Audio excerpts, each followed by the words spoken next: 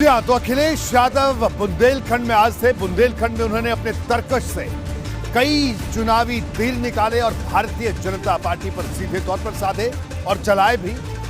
देखिए, बुंदेलखंड की अगर बात करें तो 2014 से लेकर अब हम बात कर रहे हैं 2022 की। हालांकि 2014, उसके बाद 2017, उसके बाद 2019, तो इन तीनों चुनावों में सपा को यहां पर कोई सफलता हासिल नहीं हो पाई।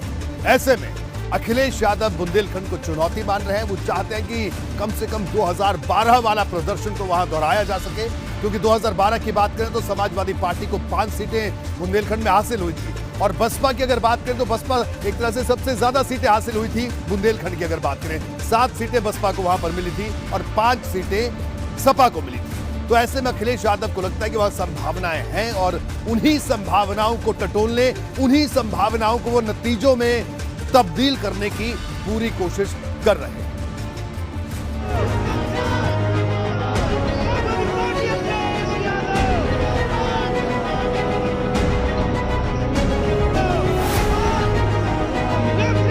अपना विकास बताने के लिए रंग भी बदलने हैं, और 4.5 साल में तो लगता है कि ये नाम बदलने में विश्व रिकॉर्ड बनाने जा रहे हैं कि बुंदेलखंड यही पुकारता, नहीं चाहिए भाजपा। 22 में बाइसिकल को लखनऊ तक पहुंचाने के लिए बस पर सवार होकर बुंदेलखंड में इसी तरह आगे बढ़ रहे हैं अखिलेश यादव। आपको अपना भविष्य बनाने के लिए साइकिल की मदद करनी है।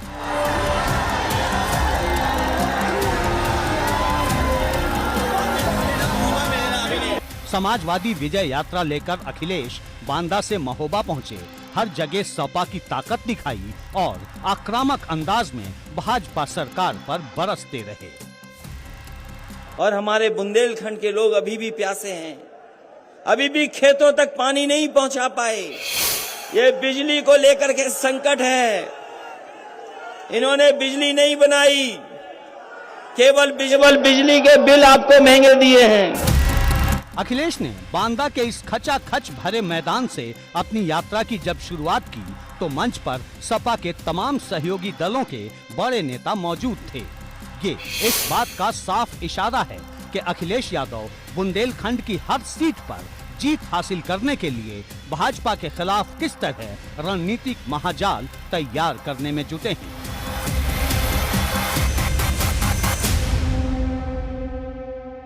कि आपको योगी सरकार चाहिए कि योगी सरकार चाहिए? योगी सरकार चाहिए कि योगी सरकार चाहिए? इन्होंने उत्तर प्रदेश को पीछे कर दिया। अभी आए थे यहां भाजपाई लोग, बांध की तस्वीर दिखा रहे थे। वो बुंदेलखंड का बांध नहीं था, वो कहीं और का बांध था जिसकी तस्वीर दिखा रहे थे। जाति जमात के समीकरण पर चुनावी विजय का फॉर्मूला गढ़ने में जुटे अखिलेश का फोकस अलग अलग आयु वर्ग के वोटरों पर दिखा। युवाओं को लैपटॉप की याद दिलाई तो बुजुर्गों को पेंशन बढ़ाने के वायदे की। और 4.5 साल तक बताएं भारतीय जनता पार्टी के लोग कौन सी टैबलेट दे रहे थे आप? कौन सी टैबलेट मिल रही थी? और याद रखना नौजवानों, जो लैपटॉप नहीं चला सकता वो आपको लैपटॉप नहीं दे सकता। आज भी लैपटॉप चल रहा होगा जो समाजवादी सरकार में दिया गया था। चाहे हमें समाजवादी पेंशन से अच्छी कोई योजना चलानी पड़े, अपनी माताओं बहनों को, उन परिवारों को सम्मान देने के लिए पहले 500 रुपए देते थे, इस बार अगर हमें 3 गुना भी देना पड़ेगा तो उन परिवारों की मदद करने का काम समाजवादी सरकार में होगा। अखिलेश यादव ने यहां किसानों से जुड़े मुद्दे उठाए। दावा किया कि बांदा और महोबा में किसानों ने सबसे ज्यादा आत्महत्या की। आज जो किसान आत्महत्या कर रहा है, कोई मदद सरकार नहीं कर रही। हम समाजवादी लोग, हम गरीब का दुख समझते हैं। युवाओं की बड़ी मौजूदगी के बीच अखिलेश ने अपने समर्थकों के बीच टीईटी पेपर लीक का मुद्दा भी जोर शोर से उठाया और सरकार पर बुलडोजर वाला तंज किया।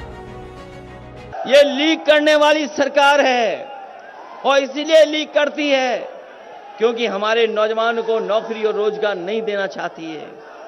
टीईटी के परीक्षार्थी हमारे भटक रहे हैं, बीएड वाले भटक रहे हैं, शिक्षा मित्र भटक रहे हैं।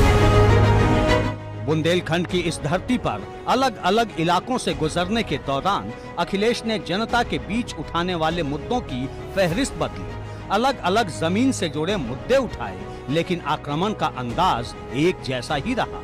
अगले 2 दिन अखिलेश इसी तरह माहौल गरमाने वाले हैं। एबीपी गंगा के लिए बांदा से रतीश त्रिवेदी की रिपोर्ट।